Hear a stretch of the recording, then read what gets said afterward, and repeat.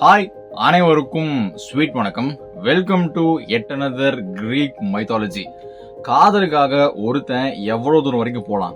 என்னது இங்க இருக்கிற அமெரிக்கா அந்த மாதிரி வந்துட்டு கண்ட்ரி விட்டு கண்ட்ரி, இல்ல ஸ்டேட் விட்டு ஸ்டேட், ஊர் விட்டு ஊருன்னு சொல்லிட்டு இந்த மாதிரி நிறைய இருக்கு இல்லைங்களா? ஸோ அது மாதிரி காதலுக்காக ஒருத்தன் இங்க இருந்து, அதாவது பூலோகத்திலிருந்து நரகம் வரைக்கும் வந்துட்டு போயிருக்கான். நரகம் ஒரு சொர்க்கம் எதனா வச்சுக்கலாம். ஸோ அது வரைக்கும் போயிருக்கான் அவனுடைய காதலிக்காக. ஸோ என்ன கதை, அப்பேற்பட்ட காதல் என்ன காதல்? கிரேக்க காலத்துல, அதாவது பண்டைய கிரேக்க காலத்துல இருந்த ஒரு அருமையான ஒரு காதல் கதை. ஆனால் அது சந்தோஷத்துல முடிஞ்சுதா, சோகத்துல முடிஞ்சுதா அப்படின்றத இந்த ஃபுல் கதையும் பார்த்து நீங்க வந்து தெரிஞ்சுக்கோங்க. ஸோ இன்னைக்கு ஆர்ஃபியஸ் மற்றும் யூரிடிசே இவங்களுடைய காதல் கதை தான் பார்க்க போறோம். பார்க்க ஆரம்பிச்சலாமா? இந்த ஆர்ஃபியஸ் அப்படின்ற ஒரு யாருன்னு பாத்தீங்கன்னா மிகப்பெரிய ஒரு போயட்டு, மிகப்பெரிய ஒரு மியூசிஷியன். ஸோ அவர் வாழ்ந்த காலகட்டத்துல தலை சிறந்த நபர்னு சொல்லிட்டு பேர் எடுத்த ஒருத்தர் தான் ஆர்ஃபியஸ். அதே மாதிரி இந்த பக்கம் வந்துட்டு யூரிடேஸ்னு ஒருத்தங்க இருக்கிறாங்க. ஸோ யூரிடேஸ் யார் அப்படின்னா, இவங்க ஒரு வுட் நிம்ஃப் அப்படின்றாங்க. அதாவது நிம்ஃப்னா தேவதைகள், இந்த மரத்துல இருக்கிற அல்லது மர தேவதைகள்னு சொல்லலாம். ஸோ அப்படி இருக்கும்போது இவங்க ரெண்டு பேருக்குள்ள லவ்ன்றது வந்து பயங்கரமா மலருது. ஸோ ரெண்டு பேருக்கும் ஒருத்தர் பயங்கரமா பிடிச்சதுக்கு அப்புறம் ஆன் ஒன் ஃபைன் டே எல்லாருக்கும் இன்வைட் பண்றாங்க. எல்லாரும் வந்துட்டு நிக்கிறாங்க, அதாவது இவங்களை வாழ்த்துறதுக்கு கல்யாணத்துல. ஸோ நம்ம ஆர்ஃபியஸ் நிக்கிறாரு, இந்த பக்கம் யூரிடேசி அவங்க வராங்க. அப்படியே ரெண்டு பேரும் ஸ்லோ மோஷன்ல வந்துட்டு பக்கத்துல நடந்து வராங்க, மேரேஜ் வந்து நடத்தி முடிக்கிறதுக்கோசரம். அப்படி யூரிடேசி அப்படியே பொறுமையா நடந்து வரும்போது குறுக்கு அந்த கௌஷிக் வந்தான் அப்படின்ற மாதிரி திடீர்னு மயக்கம் போட்டு கீழே விழுந்துடுறாங்க. ஐயோ, என்னடா பொண்ணு மயக்கம் போட்டுச்சுன்னு சொல்லிட்டு எல்லாரும் அப்படியே பதறி அடிச்சுட்டு பக்கத்துல போய் பார்த்தா யூரிடைஸ் இறந்தும் போயிடுறாங்க. என்னடா நார்மல் நடந்துதான் வந்துட்டு இருந்தா, எப்படி இறந்து போனான்னு பார்த்தா அவங்க காலில் ஒரு பாம்பு வந்து போட்டுட்டு போயிடுச்சு. ஸோ இதனால ரொம்ப ரொம்ப சோகத்துக்குள்ள போயிடுறாரு நம்மளுடைய ஆர்ஃபியஸ். என்னடா இது வாழ்க்கை, இப்பதான் ஒரு மாதிரி செமையா வந்து போயிட்டு இருந்தது, ஒரு காதலி கிடைச்சா, அவளும் இப்படி மேரேஜ் வரைக்கும் வந்து இன்னும் வாழ கூட ஆரம்பிக்கல, அதுக்குள்ள வந்துட்டு இறந்து போயிட்டாளேன்னு சொல்லிட்டு ரொம்ப சோகத்துல வந்து ஆழ்ந்துடுறாரு. ஒரு கட்டத்துக்கு அப்புறம் முடியாம, சரி ஓகேடா, இவ எங்க போயிட்டால, நரகத்துக்கோ அங்கே சொர்க்கத்துக்கோ போயிட்டால, அண்டர் வேர்ல்டுன்னு சொல்றாங்க அவங்களோட இதுல. ஸோ நானும் வந்து அங்கேயே போறேன், இவளை வந்து நான் போய் கூட்டிட்டு வரேன் அப்படின்னு சொல்லிட்டு நம்ம ஆர்ஃபியஸ் என்ன பண்றாருன்னா, இங்க இருந்து அண்டர் வேர்ல்டு நோக்கி வந்து ஒரு பயணத்தை வந்து மேற்கொள்றார். So the adventure begins. So இப்போ அண்டர் வேர்ல்டுக்கு போனோடனே வந்துட்டு நம்ம ஆல்ரெடி நம்ம அந்த கிரீக் மைத்தாலஜியை ஃபாலோ பண்றவங்களுக்கு தெரிஞ்சிருக்கோம். அண்டர் வேர்ல்டு அப்படின்றத எடுத்தோடனே போயிட்டு நம்ம ஊர்ல யம தர்மராஜான்னு சொல்லுவோம் இல்லைங்களா? ஸோ அந்த மாதிரி அங்கே வந்துட்டு ஹேடிஸ் அண்ட் பெர்சிஃபோனே, ஸோ அவங்க தான் வந்து கிங் ஆஃப் அண்டர் வேர்ல்டு, அந்த மாதிரி கிங் அண்ட் குயின். ஸோ அப்படி போகும்போது அண்டர் வேர்ல்டு டைரக்டா போயிடலாமானா அப்படி போக முடியாது. ஒரு 2-3 தலைகள் இருக்கும். இனிஷியலா வந்துட்டு செரிப்ரஸ்ன்னு சொல்லிட்டு ஒரு 3 தலை கொண்ட நாய் இருக்கும், அதை கடந்து போனோம். அதுக்கப்புறம் ஒரு 6 நடுவில் இருக்கும். ஸோ அதை வந்துட்டு கேரான்னு சொல்லிட்டு ஒரு படகோட்டி இருக்கும், அப்படி ஸ்டிங்ஸ்ன்னு சொல்லிட்டு அந்த 6 பேர். ஸோ அதை வந்துட்டு கடந்து போனோம். இந்த மாதிரி சில பல தடைகளை தாண்டி தான் போய் நம்ம ஹேடிஸையும் பெர்செஃபோனையும் பார்க்க முடியும். ஸோ அப்படி இனிஷியலா வராரு. அவருடைய ஃபர்ஸ்ட் தடையான அந்த செரிப்ரஸ்ன்ற நாய் வந்துட்டு அப்படியே வருது. யாரா நீ எங்கிருந்து நான் வந்தாருன்னு சொல்லிட்டு. ஸோ அதை பார்த்ததையுமே நம்மளால தான் பெரிய ஒரு மியூசிஷியன்ல, அப்படியே அவரோட இன்ஸ்ட்ருமெண்ட் எடுத்து அப்படியே ஏதோ ஒன்று வாசிக்க, அந்த நாய் வந்து அடடா எப்பேற்பட்ட மியூசிக், எப்பேற்பட்ட கலைஞன்னு சொல்லிட்டு அந்த இசையில மயங்கி அப்படியே வந்துட்டு ஒரு மாதிரி ஒரு ஸ்டேட்டுக்கு போயிடுது. இவர் அப்படியே அந்த நாயை வந்து வெற்றிகரமாக கடந்து அப்படியே முன்னாடி வர்றார். வந்து பார்த்தா நம்மளுடைய கேரான் இருக்கு, அப்படி அந்த படகோட்டி. இப்போ கேரானுக்கு என்ன ஒரு விஷயம் தேவை அப்படின்னா, யாரெல்லாம் அண்டர் வேர்ல்டுக்கு வராங்களோ அந்த நதியை கடக்கணும் அப்படின்னா கேரான் மூலமா தான் கடக்க முடியும். ஏன்னா அவர் தான் படகோட்டி. அப்படி அவர் வந்து கடற்கரைக்கு ஹெல்ப் பண்றாருல. ஸோ அப்போ அவருக்கு ஏதாவது நம்ம வந்து ஒரு காசோ அல்லது ஒரு வெகுமதியோ ஒரு பயங்கரமான பொருளோ ஒன்று கொடுக்கணும். அப்பதான் அவர் வந்து வேலை செய்வார்.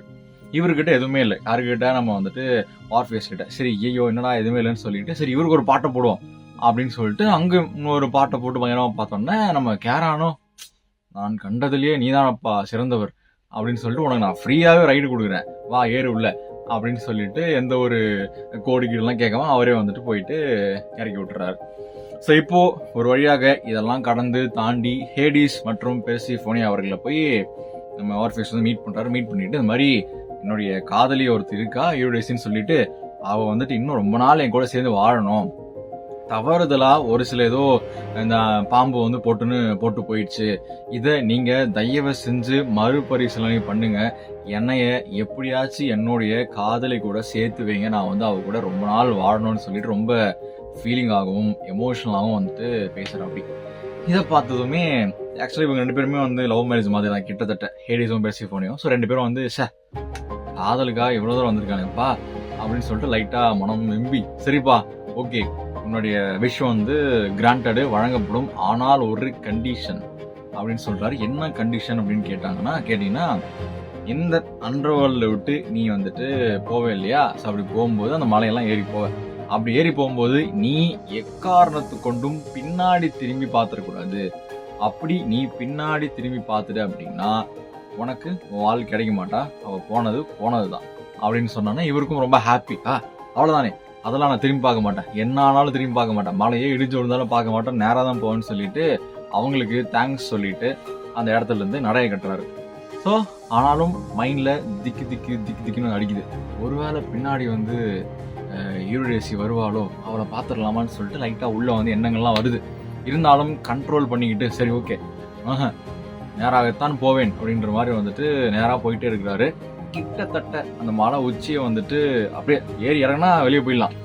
அந்த டைம்ல திடீர்னு என்னமோ ரொம்ப அந்த ஆர்வம் தாங்காம பின்னாடி திரும்பி பார்க்கறாரு. பார்த்தோன்னே அது வரைக்கும் கிட்டத்தட்ட அவர் பக்கத்துல வந்திருந்த யூரிடேசி பாத்தீங்கன்னா இவர் திரும்பி பார்த்ததுமே, ஹேடிஸ் ஆல்ரெடி சொன்னார்ல திரும்பி பார்க்க கூடாதுன்னு சொல்லிட்டு, ஸோ திரும்பி பார்த்ததுமே திருப்பியும் அப்படியே கடற்கடன்னு சொல்லிட்டு அண்டர்வேர்ல்டுக்குள்ளேயே போய் விழுந்துடுறாங்க.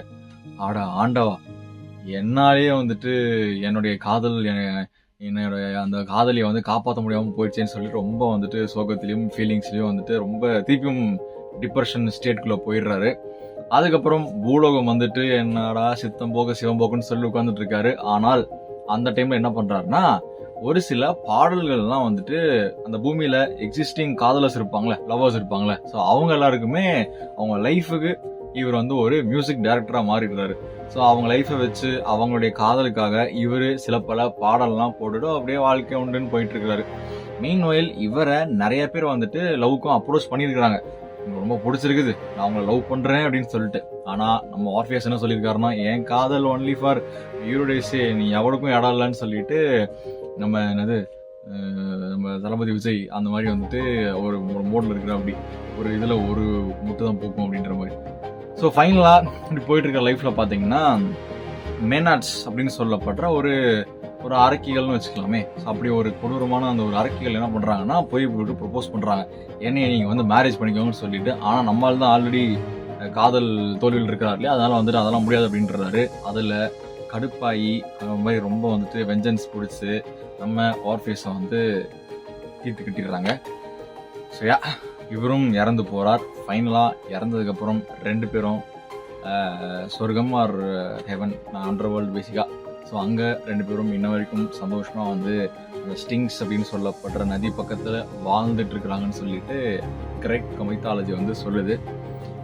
ஸோ இதான் வந்து ஆர்ஃபியஸ் மற்றும் யூரோடேஸே அவங்களுடைய காதல் கதை.